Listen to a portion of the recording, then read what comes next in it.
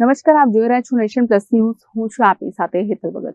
ગીર સોમનાથમાં આમ આદમી પાર્ટીની કિસાન બચાવો યાત્રાનો પ્રારંભ થયો છે, જેને લઈને આ યાત્રાના પ્રારંભે જ આપ નેતા ઈસુદાન ગઢવીએ સોમનાથ કોરિડોરના મુદ્દે સરકાર તેમજ સ્થાનિક તંત્ર પર આક્ષેપો કરી રાજકારણ ગરમાવ્યું છે.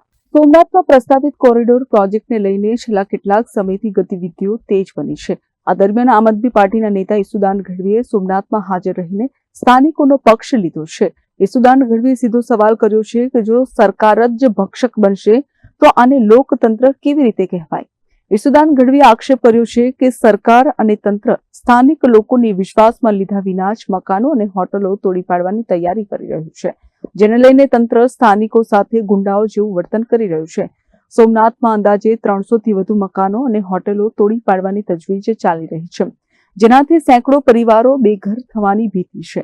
ઈસુદાન ગઢવીએ આક્ષેપ કરતા જણાવ્યું હતું કે કલેક્ટર અને એસપીએ લોકોની વચ્ચે જઈને મધ્યસ્થી કરવી જોઈએ, તેના બદલે તેઓ સરકારના ઇશારે એકતરફી કામગીરી કરી રહ્યા છે.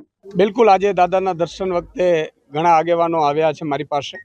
સોમનાથ કોરિડોર જે બનાવવામાં આવી રહ્યું છે, જેમાં કોઈ પણ જાતના લોકોને વિશ્વાસ લીધા વગર, કોઈ પણ જાતને લોકોને સંકલનમાં લીધા વગર સરકાર જાણે ગુંડા અને લુખાગીરીમાં જે લોકો જે રીતે ખાલી કરાવતા હોય એવી રીતે તોડવા માટે મથી રહ્યા છે.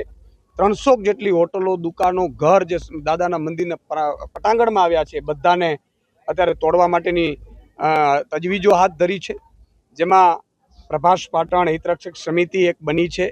ખરેખર એમને વિશ્વાસમાં લેવા જોઈતા હતા.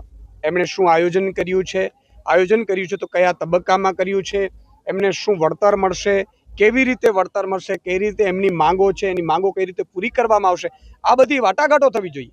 આ તો એક સમય હતો કે જ્યારે ગુંડાઓને લુખાઓને ગમે કે આ જમીન આપણે ખાલી કરાવી છે એટલે 2 4 5 ગુંડાઓ આવે, લુખાઓ આવે અને ધમકીઓ આપે, રાતોરાત દસ્તાવેજ કરાવી લે. મેં સાંભળ્યું છે કે સરકાર આના ઉપર ઉતરી આવી છે, તંત્રને ગુંડાઓ બનાવી.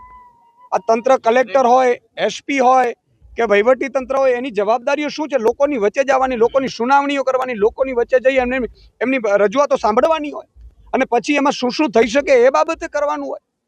તમે તો જાણે એવી રીતે ઉતરી પડ્યા છો કે એ લોકો જાશે ક્યાં? માન લો ગુંડાઓ લુખાઓ હોય તો એ લોકો અદાલતમાં જશે, તમારી પાસે આવશે. તમે સરકાર જ જો ભક્ષક બનશે ને એ જ લોકો કહેશે કે તમે આ 70 વર્ષથી રહો છો અને તમે ખાલી કરીને હવે વયા જાઓ, અમે તોડવા આવ્યા છીએ, તો આ તો કઈ રીતે યોગ્ય છે? આ લોકતંત્રમાં આજ તો મજા હતી લોકતંત્રની કે લોકોને પૂછીને, લોકો વડે, લોકો કહે એવી રીતે ચાલવાનું હોય છે. એમાં કોઈ આપણે નક્કી કરી રાતોરાત ઓફિસમાં એવી રીતે ના હોય. એને સાંભળો. બીજું કે મેં એવું સાંભળ્યું છે ઘણા એવા દસ્તાવેજો ભાડે તો 70 વર્ષથી ભાડે તો રહ્યા છે અને એમના માલિક તો દસ્તાવેજ કરીને અમને તરત ગાડી દેવામાં આવ્યા છે. ભાઈ, તમે જ પોતે કાનૂન બનાવો છો, તમે જ કાનૂનનો અભ્યાસ કરો છો. કલેક્ટરશ્રી અને એસપીશ્રીએ કાનૂનનું પાલન કરવાનું હોય છે. એસડી ડીએમ હોય છે, ડિસ્ટ્રિક્ટ મેજિસ્ટ્રેટ હોય છે, એમને ખબર છે કે 70 વર્ષ જે વ્યક્તિ ભાડામાં રહેતો હોય એની શું પ્રાવધાન હોય છે. એ જ જો આવી રીતે કરશે તો મને લાગે છે કે પ્રજાના હિત નહીં હોય તો દાદા સોમનાથ પણ રાજી નહીં થાય. આપણે દાદા સોમનાથને પણ રાજી કરવાના છે. દાદા સોમનાથને રાજી ત્યારે જ કરશું જ્યારે દાદા સોમનાથની પ્રજા છે, રૈયત છે, એને સાંભળવામાં તંત્ર આવે અને આમ આદમી પાર્ટીનો એક કાર્યકર્તા, એક સૈનિક આ કોરિડોર મામલે પ્રજાની સાથે છે.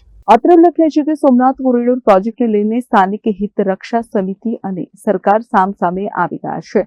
એક તરફ તંત્ર પ્રોજેક્ટને ગતિ આપવા માંગે છે તો બીજી તરફ વિપક્ષે આ મુદ્દાને લઈને હવે લોકોની આજીવિકા સાથે જોડીને રાજ્યવ્યાપી આંદોલનની ચીમકી ઉચ્ચારી છે.